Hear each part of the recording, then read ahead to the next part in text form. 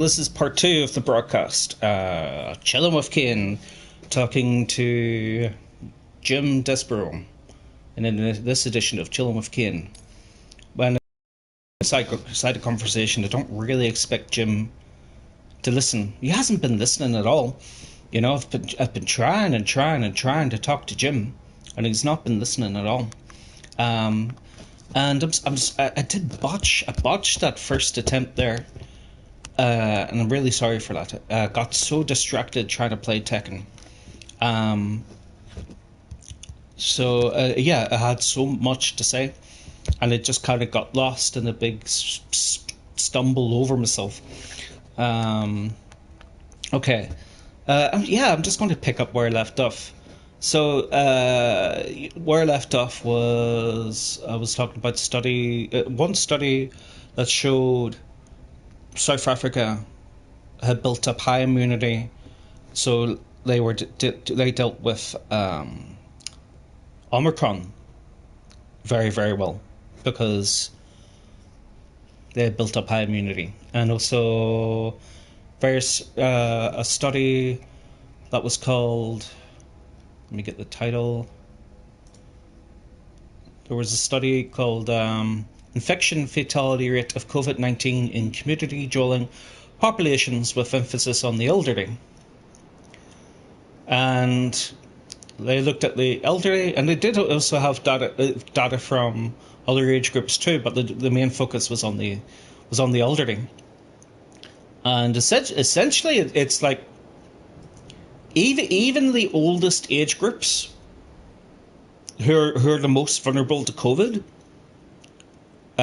even in the countries with the highest infection fatality rates, the range you're talking about is between 1.3% to 7.2% of infection fatality rates, and that's from 12 high-income countries. And, you know, I said before, maybe the high-income countries, maybe some of that is to do with the elderly being put into care homes where they have more contact with each other. Obviously, any death is tragic, and a percentage can mean possibly, you know, thousands, you know. But again, though, these are the at most at risk, and these percentages just don't seem that dramatic to me. And then it's like, you know, when you look at the other age groups, 0 to 19. Let's see, what did 0 to 19? 0 to 19 age group, it's 0.0027%. 0.0027% infection fatality rate. 20 to 29, 0.014%. 30 to 39, 0.031%, and so on and so on. And then 60 to 69 years is 0.59%. I mean, okay. Moving on. Let's get into the game. Let's get into the game, and then I'll continue.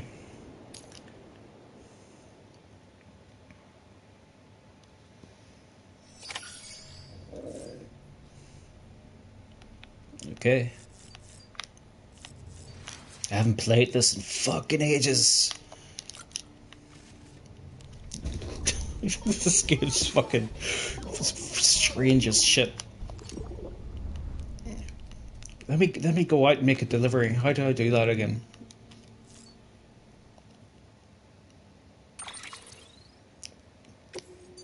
I can't remember how to play this fucking game. I haven't played this in ages. Right, hang on. Okay, let me just keep talking.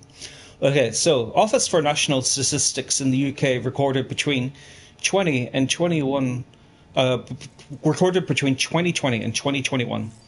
17,403 deaths from COVID and no other underlying causes.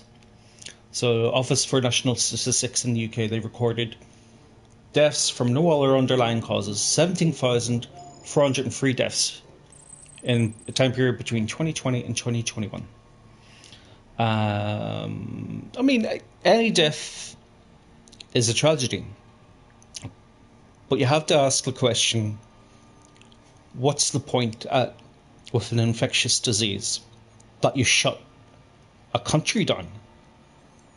And we're not even talking about just one country, we're talking about practically the entire world. Like, so many countries made that decision to lock down. Was it worth it? It's like there's so many factors to it. How many thousands and thousands of cancer patients did not get seen to during key months? You know, are we ever going to get like an accurate kind of figure as to how many deaths that could have been prevented weren't prevented because people weren't getting seen to because of lockdowns? There's, of course, all sorts of other factors. There's businesses that were hurt, and people's jobs that were hurt, and there is another human element to it that Jim really severely underestimates.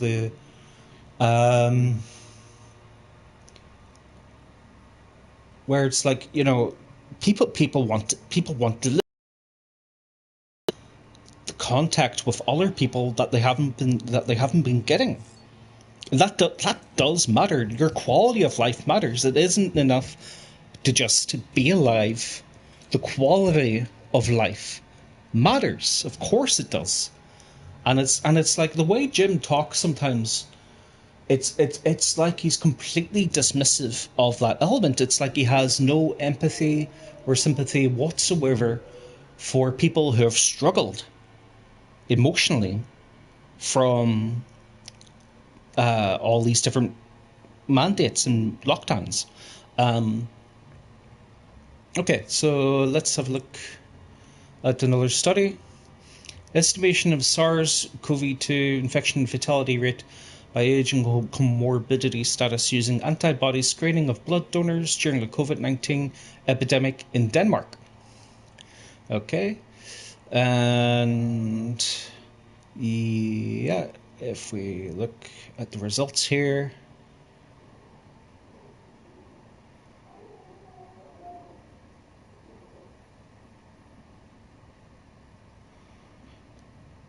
okay, yeah, the infection fatality rate was below 3% for people aged 61 to 69 years without comorbidity. IFR increased with age and comorbidity, but declined from first to second wave. The IFR was very low among people under 51 years without comorbidity.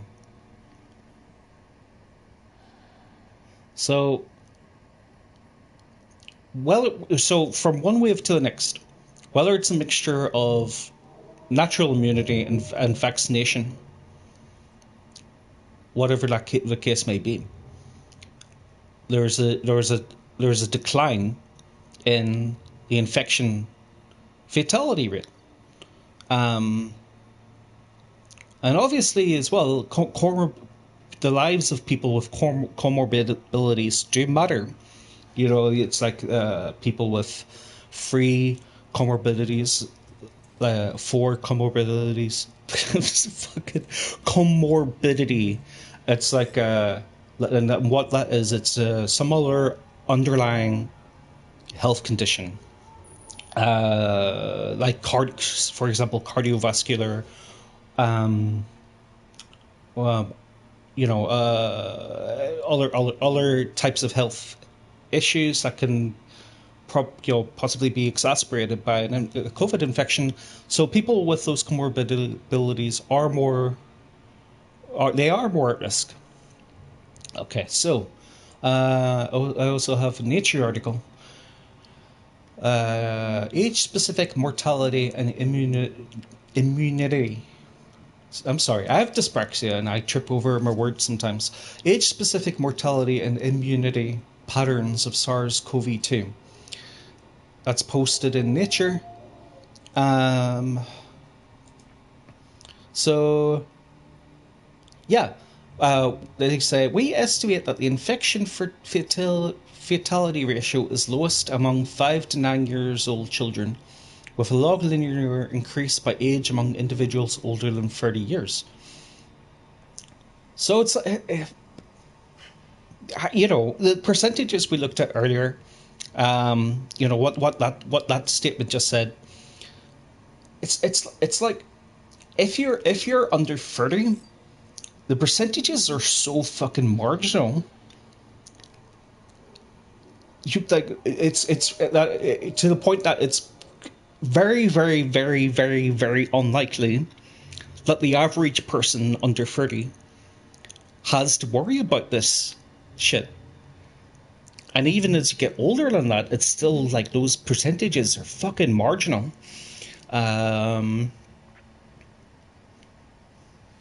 Population age structures and heterogeneous. Yes, that's why I said earlier. Population age structures and heterogeneous burdens in nursing homes explain some but not all of the heterogeneity between countries in infection fatality ratios. Among the 45 countries included in our analysis, we estimate that approximately 5% of these populations had been infected by the 1st September 2020, and that much higher transmission rates have probably occurred in a number of Latin American countries. Okay.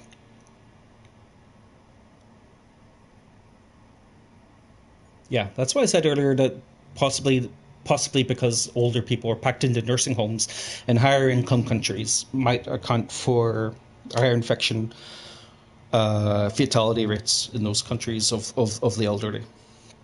But even then, they're not dramatically high percentages. It's like ranging from like 1% to 7% for your 75 plus age groups. And it's like, my parents have both caught COVID pre-vaccine. They're in their mid-70s. They're both fine. Practically my entire family has caught COVID. We're all fine. A lot of them caught it pre-vaccine. Some have caught it post-vaccine. They're all fine. Okay. I don't know anyone that's died from it. And it's, people have known other people who have died from it, and any death is a tragedy. It's just that for this whole scenario to justify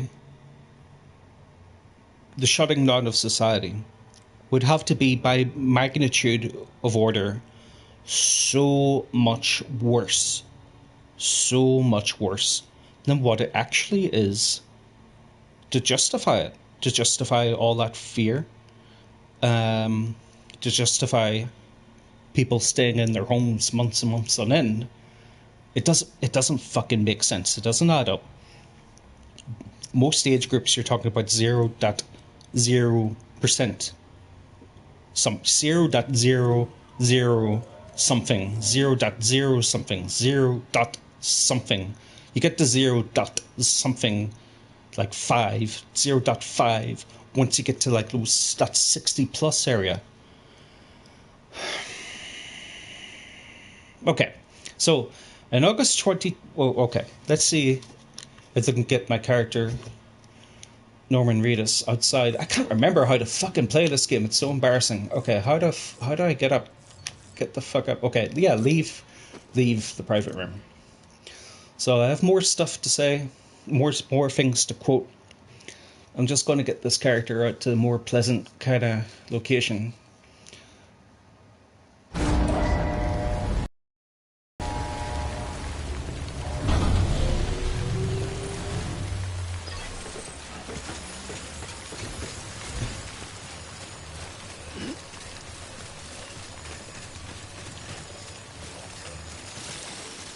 People still using my shit. Like I'm surprised. Oh look, yeah, it's still there. That's nice. Okay. I'm surprised my stuff is still in working order in this game. I haven't touched it in many months. Okay, so In August 2021, I asked Jim when does he think mandates and lockdowns should end? And he answered when vaccines reach 60% or so, or cases drop almost to nothing. So, latter part, when cases drop to nothing, is probably never going to happen. But realistically, probably never going to happen. What's going to happen is it's going to be like the common cold, and it's going to be with us forever. It's just going to keep passing around on a seasonal kind of basis, probably forever. Okay, so let's, and that latter part of what he said, when I asked when does he think mandates and lockdowns should end, and what the first part of his answer was when vaccinations reach 60% or so. Okay, so in the UK, 91.4% of the UK population has taken the first dose. 85.1% have taken the second dose. 66.2% are on their booster dose. Is it enough yet, Jim? Is it enough yet, Jim? You said 60% or so vaccinated, 91% first dose, 85% second dose, 66% booster dose. Is it enough yet, Jim? Apparently not. Apparently it's not enough. As recently as February 21st, you were still whining about it, weren't you, Jim? Boris Johnson, you retweeted a news tweet that said Boris Johnson has confirmed all remaining COVID restrictions in England will end on Thursday. And you sarcastically quote-tweeted, well, I guess I'll die. You're a fucking drama queen, Jim. You keep moving the goalposts. I asked you when it ends, August 2021. It's only February. It's been a handful of months. You move, and all those conditions have been met. Well, okay. The only condition in your answer that hasn't been met is cases drop almost to nothing. That's never happening, and that goalpost can be moved forever. But the first answer has been met. Your first condition has been met, Jim. So why are you still whining like a bitch? Okay. Canada. The percentage of fully vaccinated in Canada is 81%. Is it enough, Jim? Is it enough? What do you want exactly? You want people to live under authoritarian dictate. Every last person who doesn't want the vaccine should be made to take it. Every last person who doesn't want to wear a mask should be made to. Governments should be strict on how many people can gather and wear. And people who protest must be punished. That seems to be your position. Based on how you're reacting to events around the world, your anger that COVID restrictions being lifted, your support of Trudeau's Emergency Act, and how strict that they've been. But it doesn't add up. It's nothing to do with the health. Your premise that it's about the health doesn't actually hold up. So, for the sake of intellectual honesty, Jim, you need to clarify where you have moved your goalposts to. Because clearly 60% vaccination rate, at some point you decided that just isn't good enough. Who knows when you decided that, but that's what you decided. So what is the new goalpost, Jim? 80% isn't good enough? 80% vaccination isn't good enough? What's the goalpost now, Jim? Be more intellectual and honesty about this subject, please. If the standard is until cases drop to almost nothing, you can move that goalpost forever, man. What is almost nothing? Come on. Realistically, I don't think that's ever going to happen. And it's been 2 years, man. It's been 2 fucking years. When is it enough? What is your new goalpost? Okay.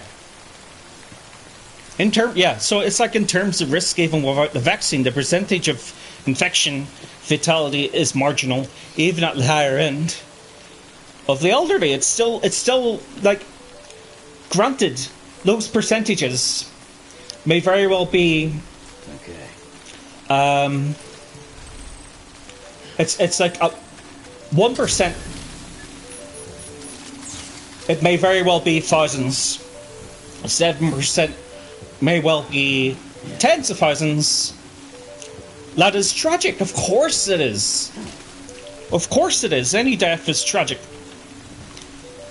Shutting down society isn't worth it, though. That is the hard truth. Quality of life matters. It isn't enough to just live. Quality of life matters. Okay, and here's another kick up your ass with some data. So this is from Studies in Applied Economics, a literature review and meta-analysis of the effects of lockdowns on COVID-19 mortality, and that was published in the Johns Hopkins Institute for Applied Economics, Global Health, and the Study of Business Enterprise. Okay, and what they had to say is, we find no evidence that lockdowns, school closures, border closures, and limiting gatherings have had a noticeable effect on COVID-19 mortality. There is some evidence that businesses closures reduce COVID mortality, but what did a screenshot of that part? Okay, but I have the link here. I can read the rest of that sentence just to make it so I'm not quote mining. But okay, I have the link open here. Let's see. Abstract.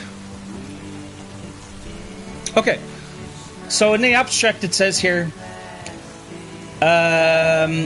more specifically, stringency index studies find that lockdowns in Europe and the United States only reduced COVID-19 mortality by 0.2% on average. SIPOs, I'm not exactly sure what SIPOs are, were also ineffective, only reducing COVID mortality by 2.9% on average. NPI studies also find no broad-based evidence of noticeable effects on COVID-19 mortality. It goes on to say, the lockdowns have had little to no public health effects. They have imposed enormous economic and social costs where they have been adopted. In consequence, lockdown policies are ill-founded and should be rejected as a pandemic policy instrument. Okay? I don't want to get the other quote up so it doesn't seem like I'm quote mining. Let's see, school closures, border closures. I'm doing all this live. I'm not fucking spending hours upon hours editing this shit. Okay.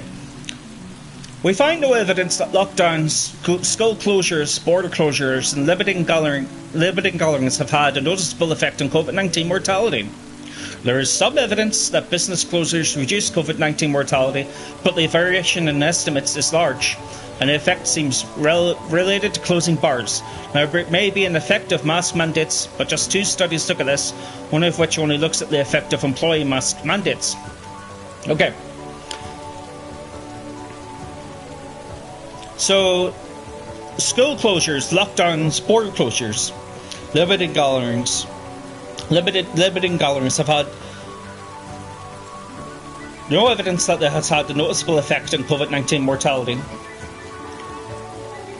Some evidence that, say, closing bars may have an effect, but the variation in effect, as in low effect to whatever high effect maybe, perhaps, or variation of effect in, say, closing a bar. But otherwise, like school closures, border closures, limiting gatherings, has little to no effect. That's that's published by a pretty credible. Seems to be a pretty credible University. So in their conclusion,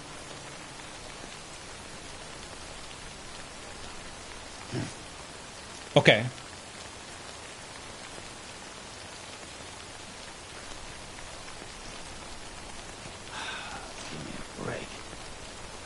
Okay, overall, our meta-analysis fails to confirm that lockdowns have had a large significant effect on mortality rates.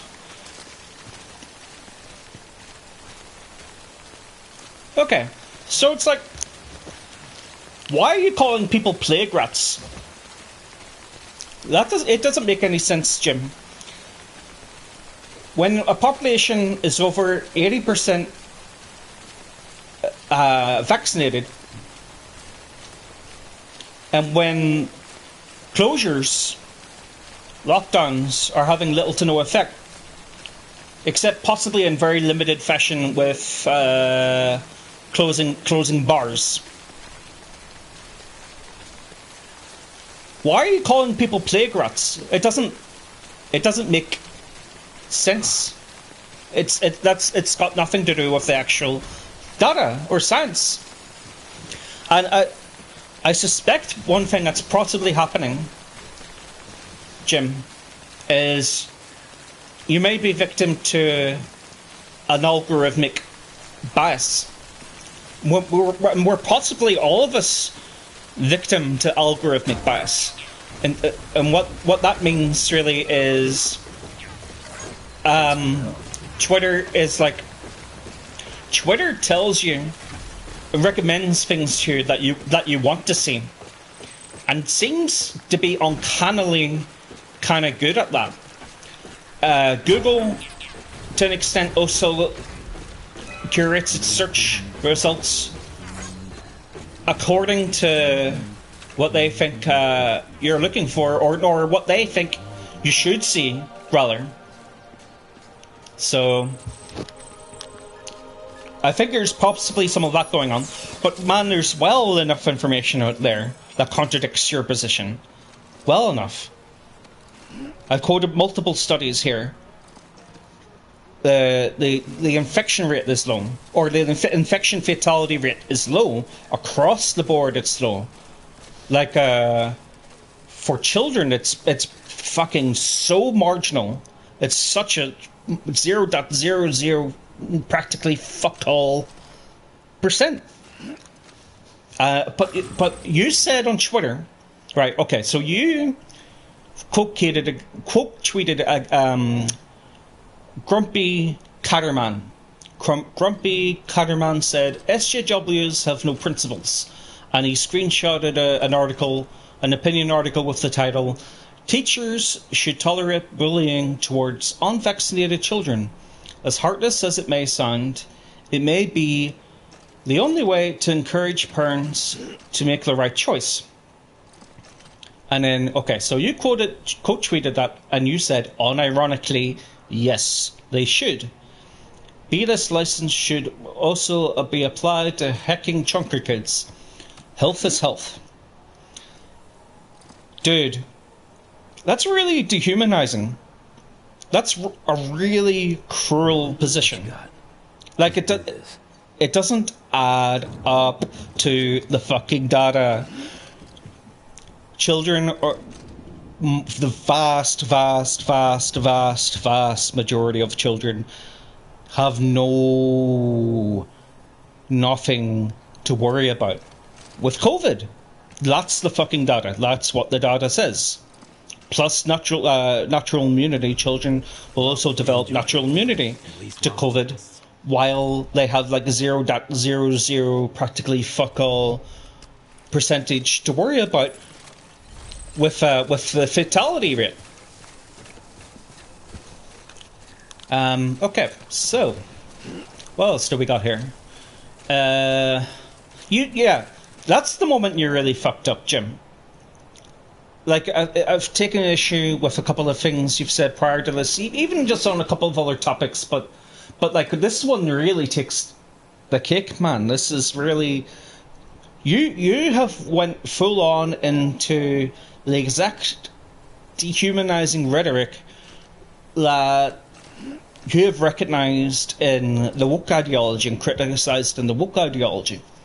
And then you justify it in a very similar way that they justify it.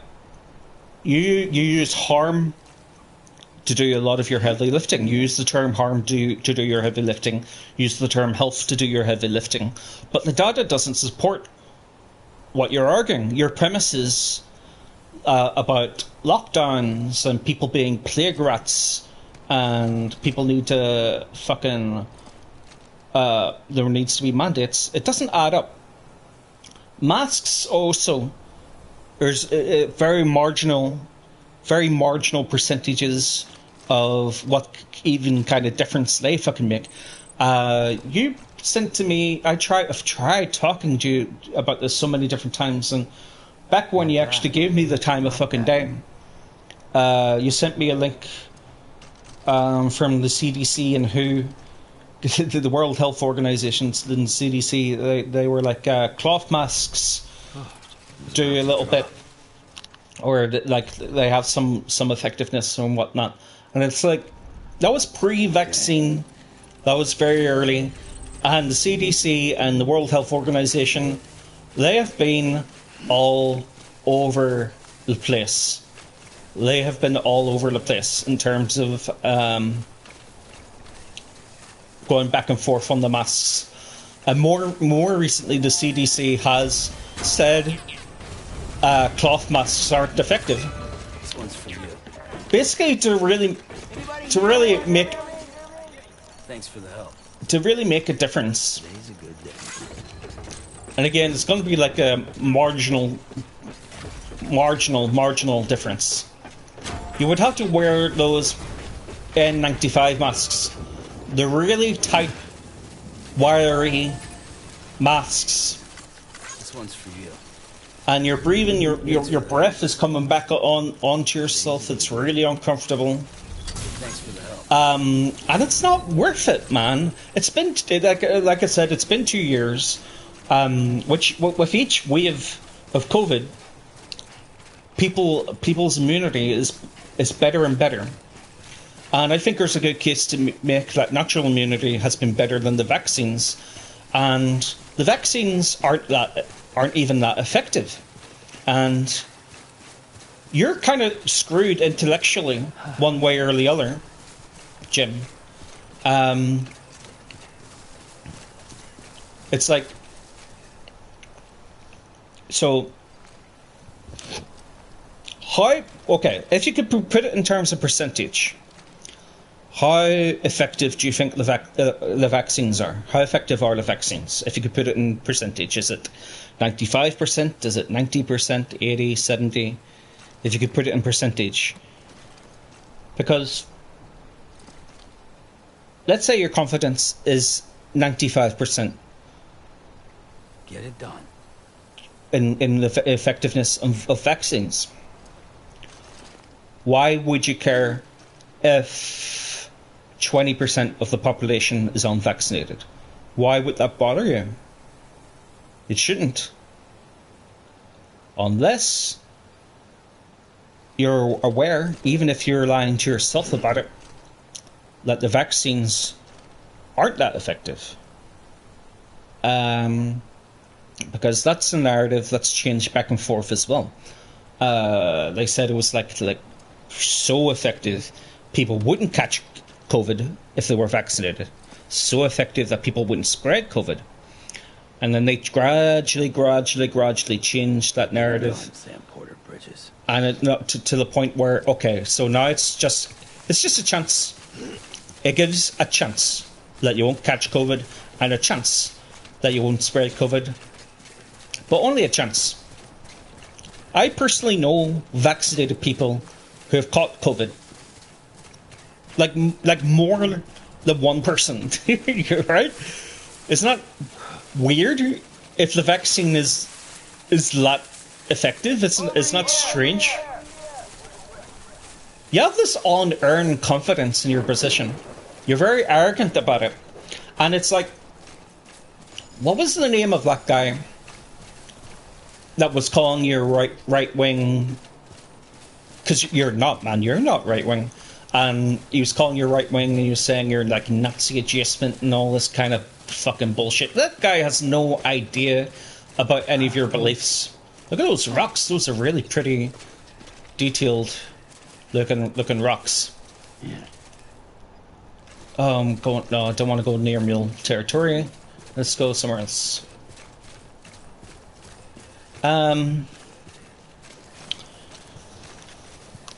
Yeah, what did I have more to say? I'm pretty sure I did. Let's see.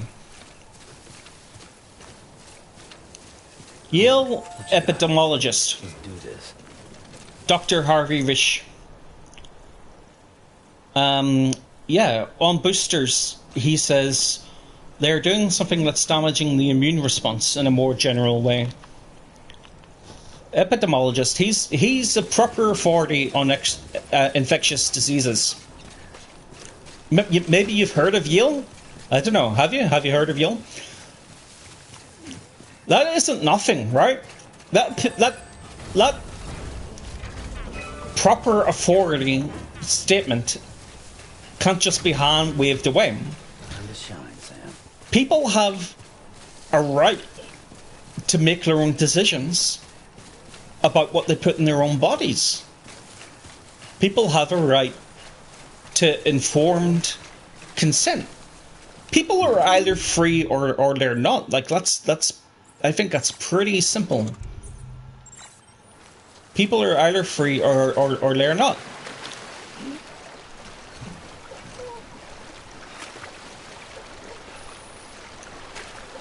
If people can't make their own decisions about what they're putting in their bodies, they're not free.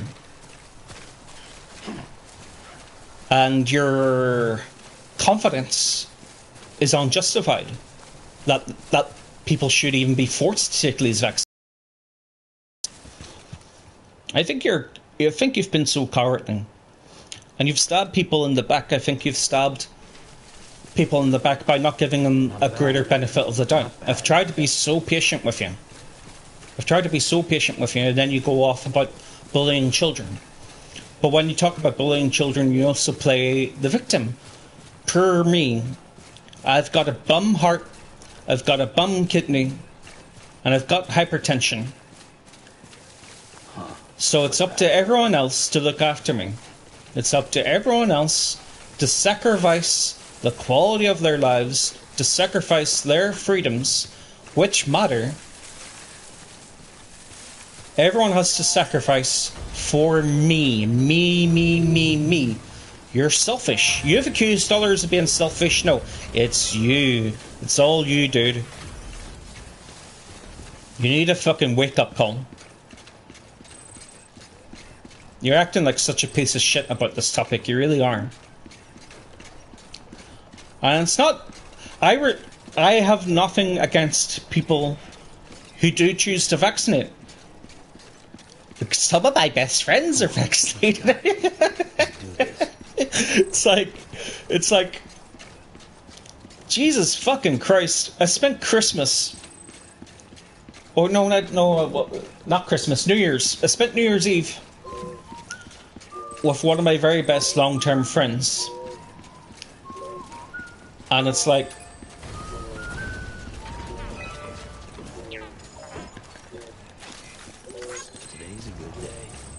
And it's like, he's vaccinated, his wife's vaccinated. They do not judge me for being unvaccinated. I don't judge them. And it's beautiful. You know?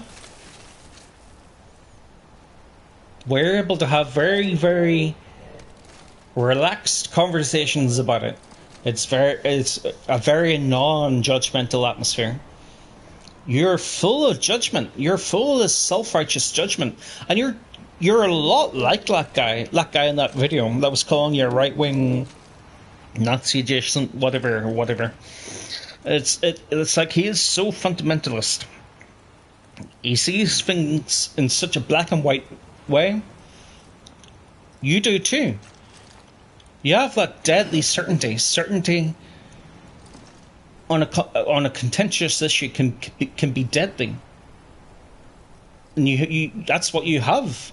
And you dismiss other people, and you're really thick in the weeds with dehumanizing people, and it's not justified, man. The data doesn't justify it. And you don't see what's going on. It's like, do you really think, with all the trouble that you've gotten into for expressing your views on different things, that you would be safe under the sort of government that just out of nowhere announces an emergency act where they can just freeze people's bank accounts for supporting the wrong supporting the wrong protest, supporting the wrong cause as dictated by authority, not by reason or logic or discussion or science or data, but by pure authority. Would you survive under that kind of government? I don't think so. But you're willing to sacrifice your liberal principles in an act of self-masochistic destruction. You haven't thought this through. You haven't thought this shit through. Dude. You and your bum heart. I feel justified in calling your heart a bum heart because you said that unironically it would be justified to bully children. Go fuck yourself. You know that Karl Popper quote everyone gets wrong? It's like, some people think it means if somebody's a Nazi,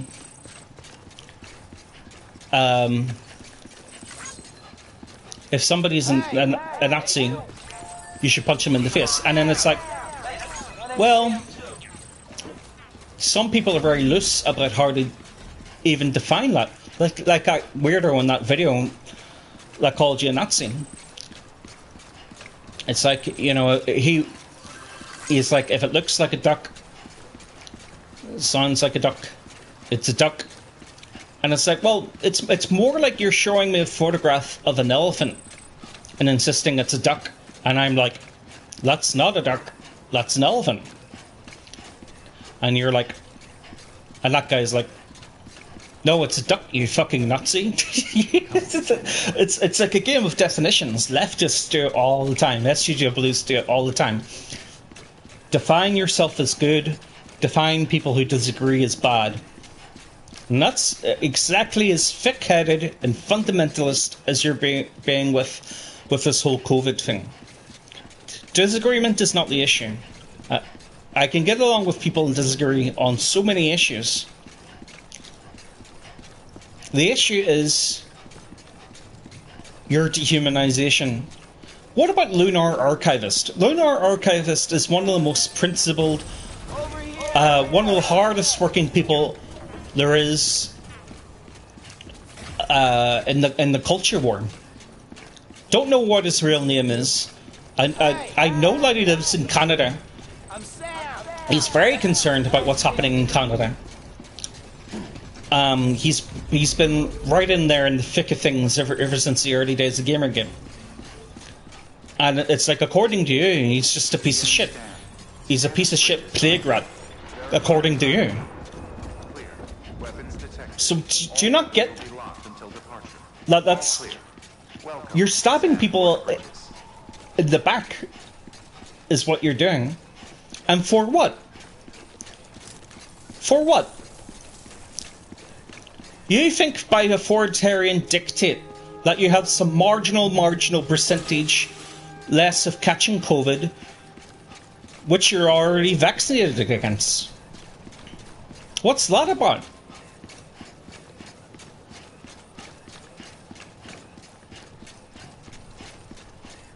Weapons restrictions lifted. I think you owe people an apology, to be honest. And you're going to be left behind. It's like what I said earlier. You've moved the goalposts. It used to be 60. If a country is 60+% vaccinated, that will be enough. But you're still whining after countries are more than 80% vaccinated. You're still wanting authoritarian dictate.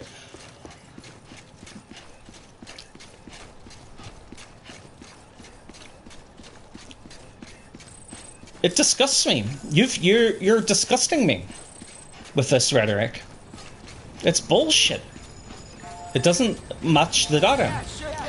And it's like, even if you still disagree with me after all the data I've quoted, even if you still disagree with me, this subject is more complex than what you're implying. It's more complex than what you're making it out to be. There is more than one possible viewpoint that a person can reasonably take. But you're not granting that. It's like it's either your way, or a person might as well be a non-person. They might as well just be a piece of shit. And that's not untenable. It makes it really hard to want to continue defending you. Thanks for the help. Against people who are being really unfair towards you. And there are people who are really unfair towards you. Like the people who, like that weirdo, whatever his fucking name was, who made that video calling you a Nazi. It's like, no, you're not. You're not a Nazi. But you do have more in common with woke leftists than you do with myself. Like I would definitely say so. You have that nasty authoritarian streak. You have a nasty authoritarian streak a mile fucking long, dude. So I paid for that game. The new game you're working on. You can fucking keep it. I don't respect you anymore.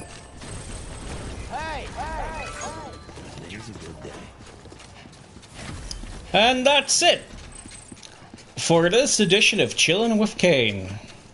Don't forget to hit that like button, and don't forget to hit subscribe. And remember, hit that bell notification.